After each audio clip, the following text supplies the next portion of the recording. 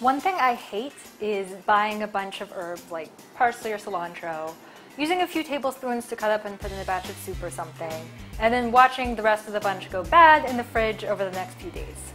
Luckily, there is something that you can do to extend the life of your fresh herbs, and that is basically to treat them the way you would a bunch of flowers. So I have a bunch of parsley here. This parsley is pretty damp, so the first thing I'm going to do is to dry off the leaves as well as possible, because this excess moisture is going to hasten their deterioration. Then I'm going to trim off the ends of the stems with a sharp knife and stick the parsley into a glass of water.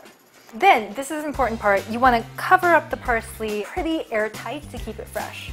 So you can use the bag that it came in, or you can use a Ziploc bag, and then use a rubber band. Luckily, parsley usually comes with rubber bands, and just seal it up. You put this in the fridge, and it'll stay fresh for at least a week, maybe longer. This exact method works well for cilantro and dill as well.